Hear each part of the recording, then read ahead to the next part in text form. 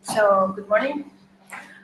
Today I'm going to present this paper from this last CVPR, shortly named Walk and Learn, and basically goes around the idea of facial attribute representation by the use of egocentric videos and contextual data that later on we will see how they will use them. So in the beginning of the paper, the authors try to get us familiar with the idea of what is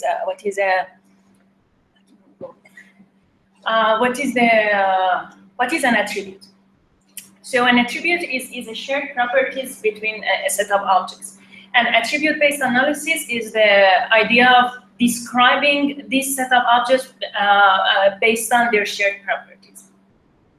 But when it comes to the people, please attribute-based analysis, and apart from that, above that, this semantic attribute analysis becomes very important, and it has several applications in many fields, including fashion analytics that can be used, for example, in videos of the fashions can be easily classified if we can classify the people by their side. And in suspect investigation, for example, if police is looking for a specific face that is wearing mustache, I don't know, or wearing sunglasses, or it's taking a hat or something, so this searching would be easier if we can dominate this domain. And apart from all the semantic attribute that can describe a person, facial attributes provides us with dominant information about the people. For example, in target searching, when more and more attributes come together, such as if we know that the woman that the person that we are looking for is a woman, has a blonde hair, is smiling, and so on, our target searching becomes our final target will become more and more restricted and more close to what we are looking for. So now we know what is this attribute-based analysis. Basically, these facial attributes, they divide them in two main categories. One is identity-related, which includes the fields of gender, ethnicity, and age. And some are non-identity related, which is hair color, facial accessories, and also your facial expression. Then we talk about that how other people previously tried to solve the problem. So very obvious approach before was using the handcrafted features, sift, hog, and so on. But these methods turns out to be unsuitable in uncontrolled environments. They are not very robust when there is a big variations in the lighting, in the environment, in the background, and so on.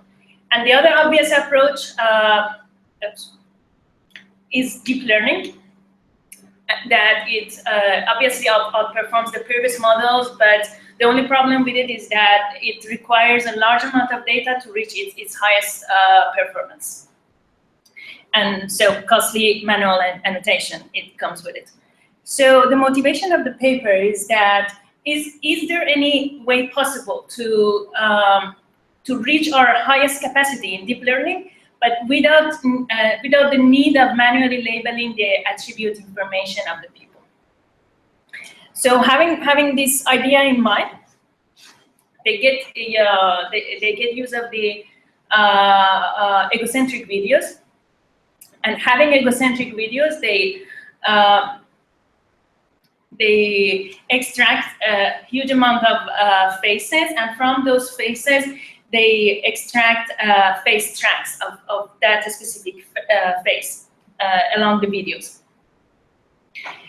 And the idea here, the idea of the authors is that it is, although it is not very easy to identify a person from just one image, it is easier and more robust to identify that person from a series of images, from a track of images. So having this idea in mind, they introduce us the concept of face pairs. Face pairs can be similar or dissimilar. And they put some constraint to form these face pairs. So the faces that are in the same track and are captured in the same environment, they should be from the same person. But on the other side, if they are from different tracks, so they do not belong to the same person. They are different persons. They use this idea later, and they will explain that having face pairs instead of having just faces helps the model to distinguish better between, to learn better the facial attributes and distinguish better between the different persons. But apart from the face pairs, from their observation, they came to the point that some other contextual information, such as geolocation and the weather, also provides us with helpful information to reach to this identity classification. So, for example, geolocation can help us because the idea is that the certain people with certain ethnicity, they tend to appear in certain locations. For example, I don't know, I don't know the different neighborhoods in New York City. This data set actually has been captured in New York City, but they are saying, and we will see later, that different regions are normally specific ethnicities live there. For example, blacks lives in X neighborhood, and East Asians lives in Y neighborhood, and so on. On the other side, the weather also affects the outfit of the people. So when it's hot, the people tends to wear sunglasses, and when it's cold, people used to wear like coats. So this also affects the identity of the people. So having both of the data. So this map is the ethnicity map of the New York City, and different locations with different colors. It's showing the dominant races that are living in those places. So they got different neighborhoods, and they captured the data in different distinct neighborhoods. And also at the same time, they were capturing they were recording the GPS information and also the weather information. And from all this continual information, they later divide them to discretized classes. They divide the geolocations into white, black, Asian, and Indian, and the weather to hot or sunny, cold or cloudy. So now they have the data, and they have the discretized label of the location and the weather. Here's a general description of the data set. The data set, as I said, has been captured in New York City during, in the interval of the August to October, but the total length of the days, it was 25 days, and so 160,000 faces have been found, and from them they found like 15,000 face tracks, and yeah, they also captured the GPS and weather data as well. So when it comes to training their proposed model, first of all, they focus on the first face verification, and through face verification through training a Siamese network. This is a network that, as I understood, there are two similar networks that just goes parallel together. And I think the idea was that because they were going to pass to the network, instead of just one image, they were passing pairs of images. What I just said, the face pairs, which could be with their labels of being similar and dissimilar. So they use this Siamese network, and the input in this case is the face pairs with their with their label, and the idea is that, well, they get to the final layer by minimizing their loss function, but at the same time they were going to make use of the contextual data that they also have been recorded. So for that also they separately have trained two different networks, one for weather model and one for geolocation model, and separately they also minimize their own softmax function, and finally they get together all the results and concatenate all the results together. Once they have these all three models trained, they fine-tune the model with images with their identity labels. So, for example, here we have one image that their identities are that it is female, it is adult, it's white, and so on. So, in this step, they pass to the model, they fine-tune the model with these images, and they get the final results. For the evaluation, the first thing that they do is that they compare the different components of the. First of all, they test their model on the data that they haven't captured, and they also compare the different components of the model to see that how each of these components has been contributing to the to making the to reaching their performance. So the first thing that they do is that they compare the results when they train the model from the scratch. It means that they pass to the model for the training just the images with their labels, and with they compare these results with the model when they pass to the model the face pairs, which is that these faces are similar or not similar, and the improvement suddenly is very high. And later on, they go also adding like weather, location, and weather and location together, and this is where they got to their highest performance. They also show some qualitative results.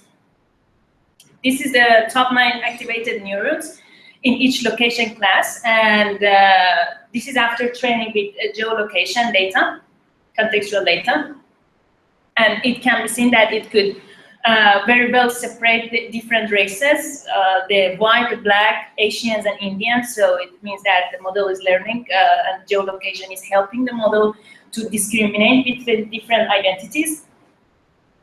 And also they showed the same neurons, well, in different layers.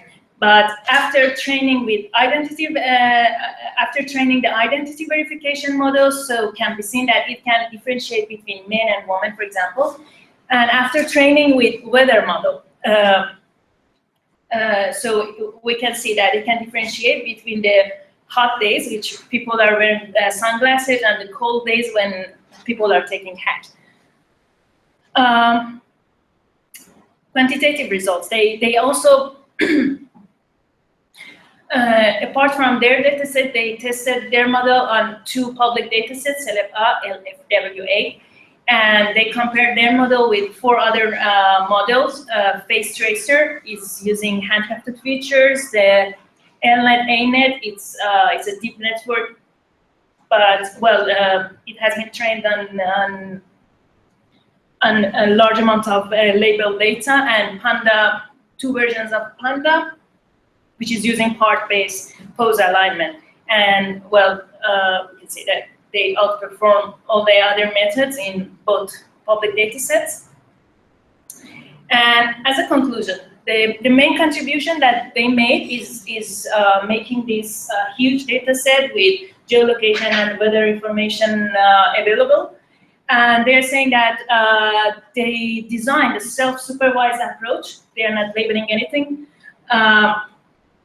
And they are using these contextual data, geolocation and weather to very well discriminate between different attributes of the faces. And at the end, they're saying that in this work, they are just using the geolocation and weather, but many other high-level features could be used for many other analyses. And that's all.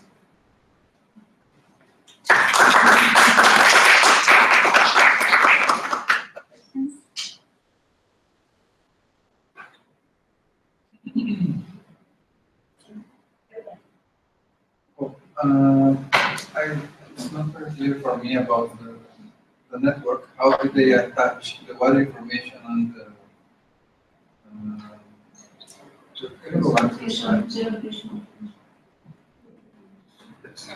with the geolocation predictor? How do they attach it at the Siamese network? I don't really understand this. They don't. I mean. Okay, there are two there are two ways that they are, no, not ways. Okay, I explain. The results that they are really concatenating, they have the same side and they are really concatenating the result. The results which is coming from the verification loss has the same size as the results which is coming from the weather model and from the geolocation model. So what I understood was that from each model, they are having different set of results, so they concatenate all together and use it for the classification. This is what I understood. So the relation is just one parameter, right? So how do you come up with a network? No, but this is another network. They use they get this deep network is this deep architecture. It is actually shared between all the networks. But later, what they do is that introduce to the geolocation model the location information también also. The location information as well, but this is 4 classes. 4 discretized classes. This is not just one information. They are passing, actually they are fine-tuning. They have one deep architecture here for the verification loss. They fine-tune it with the,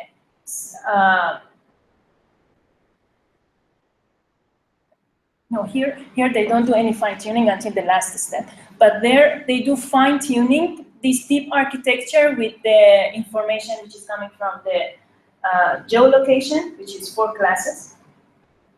Geolocation is 4 classes, but the input is just one parameter, right? The input of the geolocation is simple. It's not only a unit. I think maybe they're using the geolocation map as an image, not as a simple parameter, but as the whole image with the different colors. No, the input is the phase. Okay. So the input to all the 3 models is the phase. It's the same phase. It's a phase pair, right? Well, the phase pair, yeah. But the output, in the first case, is the weather, which is sunny or cloudy, I think. In the bottom one is the 4 classes of the geolocation. And in the middle one is just if the 2 phases are the same one or not. Exactly. So it's a binary configuration. You mean that from the image they also recognize the weather and the... Yeah. So I understand that if the person wears a hat or a coat or something like that, it will probably mean that it's cloudy. It's cold. Mm-hmm. If they wear sunglasses, it will be cold.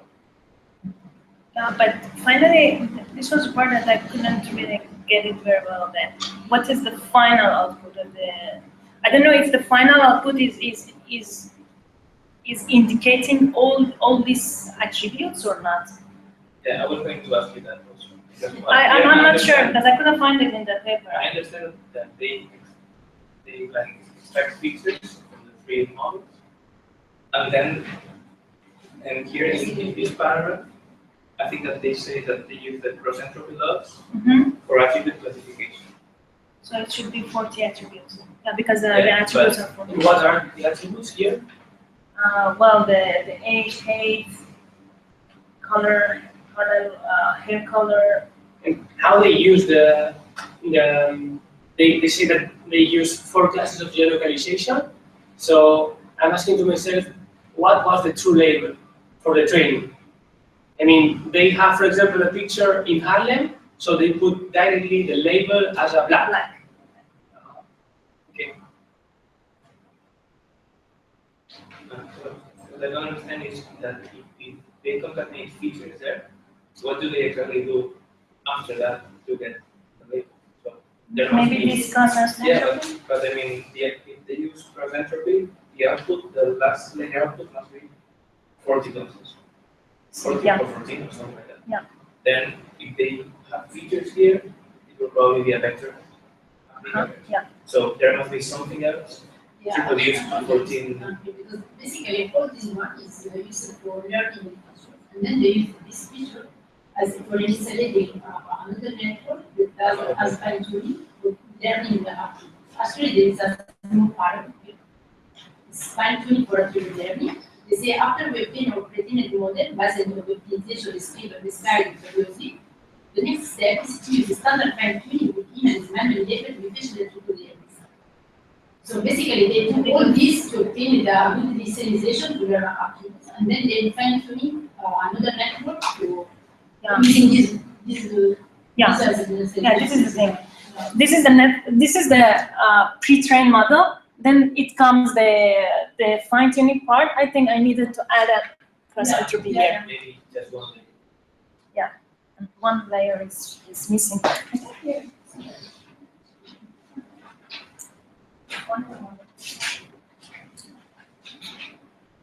Yeah, it's here. It's in 3C. Softmax loss. It's added here. But yeah, but the This was with the prediction. yeah, this is just the weather of the application. So it's a binary or say. So for them, was just always a thing. So they just like this.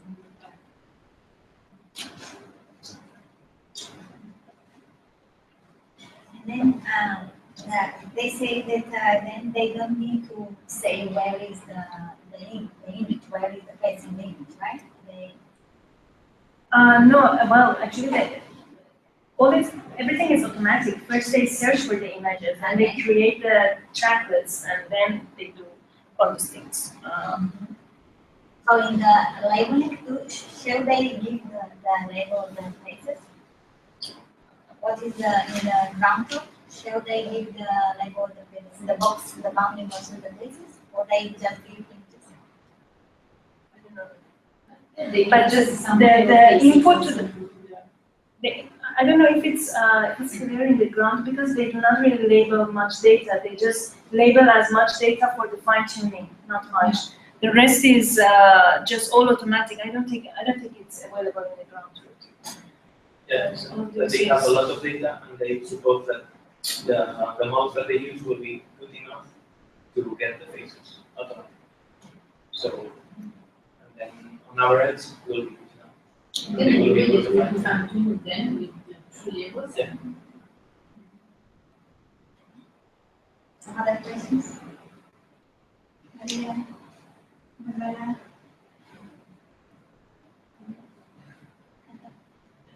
Yeah.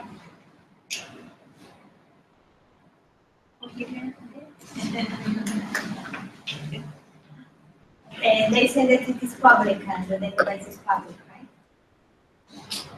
Do they make the database public? I didn't read anything in this respect. I don't know. I think you mentioned today that They compared.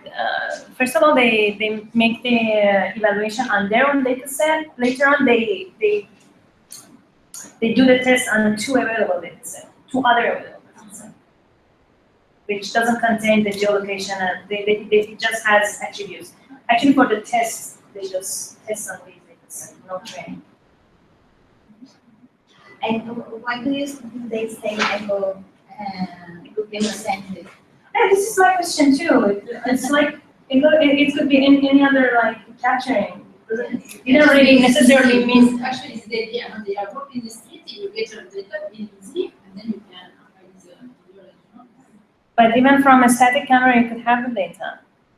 Yeah, but it's normally you put on the top, so in this way you have the person just in front of you, and when you work, you can So put the static camera here. But they I are don't know. they are not egocentric, right? They are not acquired by the wearable camera. Yeah, they are. It looks like- By the GoPro and something else. You better go to data and then What the camera do they use? GoPro and something else. 2 cameras. Which one? The name I didn't. What are they sets? Is it okay to do that? There's no concerns about I don't really know that the faces also are not blurred. And I don't know. Maybe in this USA everything is covered. So they thought, everything is a room. And how did they define the verification course? Verification was It's in the network you get the verification was. How do you define it? Is it just are they the same or not the same? verification. Yeah, verification is just saying.